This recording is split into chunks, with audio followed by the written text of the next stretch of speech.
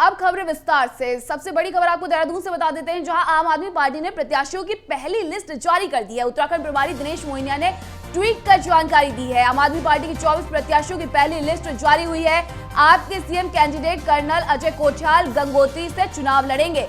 घनसाली से विजय शाह, विकासनगर से प्रवीण बंसल प्रत्याशी, राजपुर रोड से डिम्पल सिंह, ऋषिकेश से डॉक्टर राजे नेगी, रानीपुर से प्रशांत रॉय, भगवानपुर से प्रेम सिंह को टिकट, पिरान कलियर से ईशादाब आलम, मंगलौर से नवनीत राठी, हरिद्वार ग्रामीण से नरेश शर्मा, पौड़ी से मनोहर लाल पहाड़िया, चौबट्टा खाल से दिग्मोहन नेगी, कपकोट से भूपेश उपाध्याय को टिकट, बागेश्वर से बसंत कुमार, सल्ट से सुरेश चंद्र बिष्ट को टिकट, सोमेश्वर से डॉक्टर हरीश आर्य, अल्मोड़ा से अमित जोशी को टिकट, लोहाघाट से राजेश बिष्ट, चंपावत से मदन मेहर को टिकट, हल्द्वानी से समित टिक्कू, रामनगर से शिशुपाल सिंह रावत, जसपुर से डॉक्टर यूनुस चौधरी, काशीपुर से दीपक बाली को टिकट, सितारगंज से अजय जायसवाल होंगे आम आदमी पार्टी के उम्मीदवार। वहीं दिल्ली के डिप्टी सीएम मनीष सिसोदिया ने सभी प्रत्याशियों को इस पर बधाई दी है।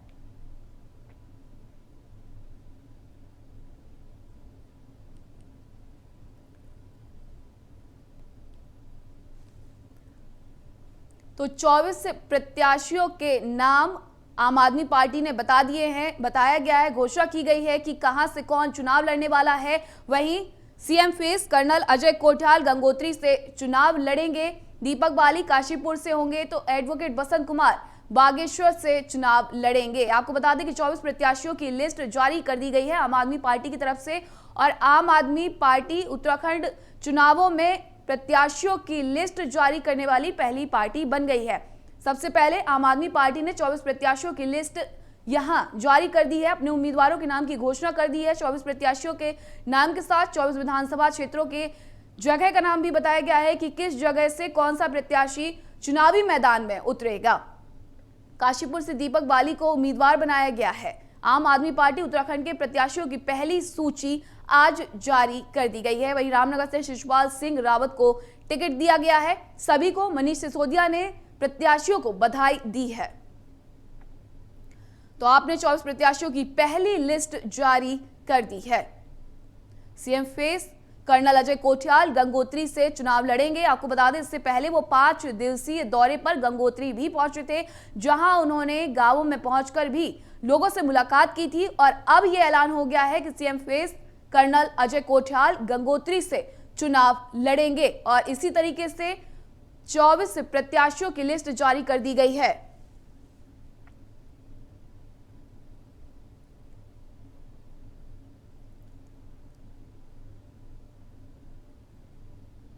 चौबीस प्रत्याशियों की लिस्ट यहां जारी कर दी गई है। आम आदमी पार्टी उत्तराखंड के प्रत्याशियों की पहली ये सूची है, जिसे साझा किया गया है। तो आपने प्रत्याशियों की पहली लिस्ट जारी की है। उत्तराखंड प्रभारी दिनेश मोहनिया ने ट्वीट कर इसकी जानकारी दी है। 24 प्रत्याशियों की ये जो पहली लिस्ट आई है, उसमें आपके CM candidate colonel Ajay Kothiyal Gangotri से चुनाव लड़ेंगे। वहीं घनसाली से विजय शाह, विकासनगर से प्रवीण बंसल प्रत्याशी होंगे, राजपुर रोड से डिम्पल सिंह होंगी, ऋषिकेश से डॉक्टर राजे नेगी, रानीपुर से प्रशांत राय, भगवानपुर से प्रेम सिंह को टिकट मिला है, तो पिरान कलियर से ईशादाब आलम को मिला है। मंगलौर से नवनीत राठी को चुना गया है। वहीं हरिद्वार ग्रामीण से नरेश शर्मा को उम्मीदवार बनाया गया है। पौड़ी से मनोहर लाल पहाड़िया को और चौबट्टा खाल से दिग्मोहन नेगी को, तो वहीं कपकोट से भूपेश उपाध्याय को टिकट, बागेश्वर से बसंत कुमार को मिला है, और सल्ट से सुरेश चंद्र बिष्ट को टिकट मिला है। सोमेश्वर की अगर बात की जाए तो डॉक्टर हरीश आर्य को टिकट मिला है। अल्मोड़ा से अमित जोशी को टिकट मिला है। लोहाघाट से राजेश बिष्ट को मिला है। चंपावत से मदन मेहर को टिकट मिला है। तो हल्द्वानी से समित टिक्कू, रामनगर से शिशुपाल सिंह रावत, जसपुर से डॉक्टर यूनुस चौधरी, काशीपुर से दीपक बाली को टिकट दिया गया है। सितारगंज से अजय जायसवाल आपके उम्मीदवार होंगे। इन सभी को दिल्ली के डिप्टी सीएम मनीष सिसोदिया ने प्रत्याशियों को बधाई दी है।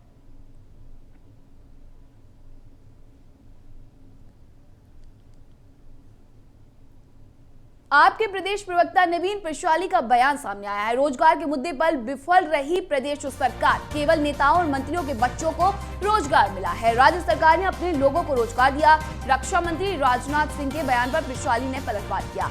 उन्होंने कहा कि राजनाथ सिंह ने कहा था कि हम चाहे 3 मुख्यमंत्री बनाए या 10, राज्य में 8 लाख से ज्यादा बेरोजगार हैं, रजिस्टर्ड हैं। आप द्वारा दी गई गारंटी जनता को रास आ रही है। आपको मिल रहा है राज्य के लोगों का जन समर्थन, प्रशाली ने ये भी कहा है। तो आपको बता दें कि नवीन प्रशाली ने इस दौरान जमकर बीजेपी सरकार पर निशाना साधा है और कहा है कि बस 3 मुख्यमंत्री दिए, जबकि राज्य में 8 लाख से ज्यादा बेरोजगार लोग रजिस्टर्ड हैं। आप द्वारा दी गई गारंटी जनता को रास आ रही है, जनता को पसंद आ रही है। प्रवक्ता नवीन प्रशाली ने यह कहा है और कहा है कि आपको राज्य के लोगों का जन समर्थन मिल रहा है।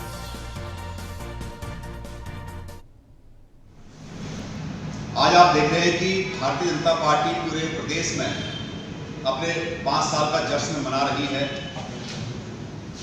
आम आदमी पार्टी भारतीय जनता पार्टी से पूछना चाहती है कि आप किस बात का जश्न मना रहे हैं। आप कह रहे हैं कि हम युवा सरकार का जश्न मना रहे हैं।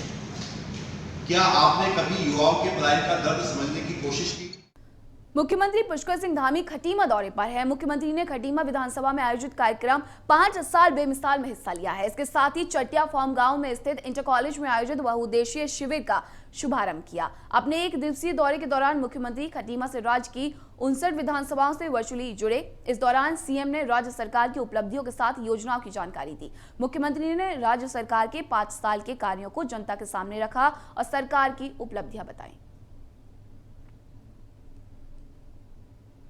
पिछले 5 सालों में सरकार के द्वारा जो काम किए गए थे, जो विकास के कार्य किए गए थे, जो प्रयास किए गए थे, केंद्र सरकार के सहयोग से जो भी काम यहाँ पर स्वीकृत हुए हैं या जो योजनाएं अभी गतिमान हैं, चल रही हैं प्रक्रिया में, उन सभी के बारे में आज हमने संवाद किया है।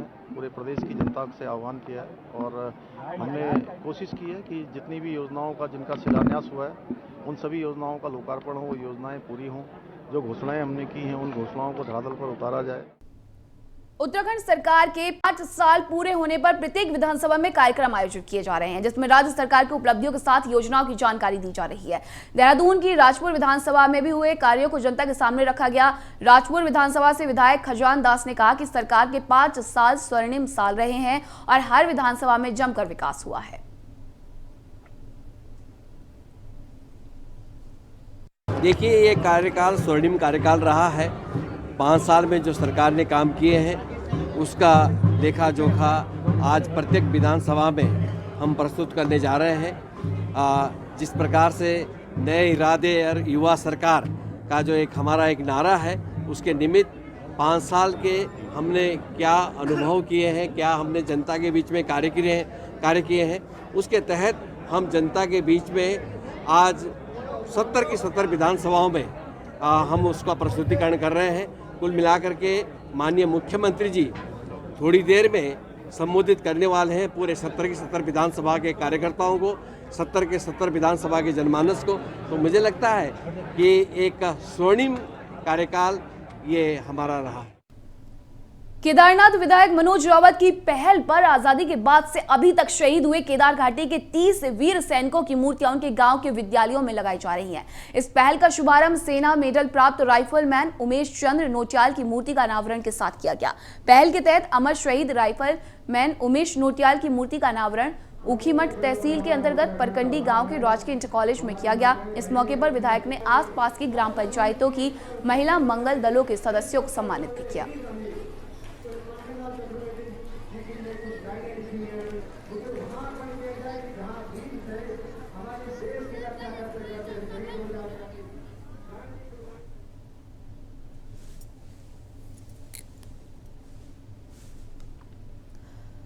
उत्तराखंड के कैबिनेट मंत्री डॉक्टर हरक सिंह रावत ने कलाल घाटी में मेडिकल कॉलेज के लिए चयनित जमीन का भूमि पूजन किया है। शासन ने मेडिकल कॉलेज के लिए 25 करोड़ की धनराशि अवमुक्त की है। इस दौरान 50 बेड के आयुर्वेदिक चिकित्सालय के निर्माण कार्य को भी शिलान्यास किया गया है। आपको बता दें कि हाल ही में कॉलेज निर्माण की मांग को लेकर मंत्री हरक सिंह रावत ने इस्तीफे की धमकी दे डाली थी। इसके बाद से ही उत्तराखंड की सियासत में भूचाल मचा रहा।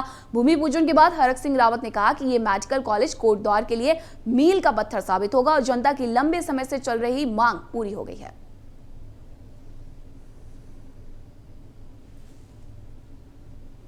आज होता कि कोटद्वार मेडिकल कॉलेज के लिए वित्तीय स्वीकृति दी जा रही है और टोकन मनी के रूप में 2 करोड़ दिया जाता है, तो हमें दिक्कत नहीं आती। क्योंकि दिक्कत इसलिए आई कि ये लिखा था उस जियो में कि कोटद्वार मेडिकल कॉलेज के बाउंड्री के लिए 2 करोड़ रुपए दिए, 4 करोड़ का एस्टिमेट है, 2 करोड़ रुपए दिए जा रहे हैं। तो मेडिकल कॉलेज के लिए वित्तीय और प्रशासनिक स्वीकृति नहीं थी। आज एक तरह से कोई भी, जैसे दून मेडिकल कॉलेज मैंने शुरू किया तो 40 करोड़ दिए गए शुरू में, फिर वो एक तरह ऑन गोइंग प्रोजेक्ट हो जाता है। अब तो जितना भी लगेगा अब तो काम बंद होगा ही नहीं, क्योंकि जो टेंडर कार्यदेश संस्था ने जो टेंडर किया है उन्होंने लगभग 400 करोड़ का एस्टिमेट बनाया है और 400 करोड़ की टीएससी हो रही है और उसके लिए टोकन मनी के रूप में पहले 25 करोड़ रुपए मिल गया है। तो वो तो काम चलता रहेगा। अब ये ऐसा नहीं है कि 25 करोड़ खत्म हो जाएगा फिर काम रुक जाएगा। कब तक उम्मीद कर रहे हैं कि ये मैं सोचता हूँ कि 1-1.5 साल, क्योंकि इतना लगभग 400 करोड़ रुपया इस पर खर्च होना है, तो लगभग 1-1.5 साल बिल्डिंग वर्क, पूरे बिल्डिंगों बनने में। रुड़की में झबरेड़ा विधायक ने 5 साल बेमिसाल कार्यक्रम का आयोजन किया। नगर निगम क्षेत्र के सलेमपुर में हुए कार्यक्रम में विधायक और नेता सरकार की गाइडलाइन की धज्जियां उड़ाते दिखे। मंच पर बीजेपी विधायक मंडल अध्यक्ष और पार्षद बिना मास्क के ही मंच पर मौजूद दिखाई पड़े।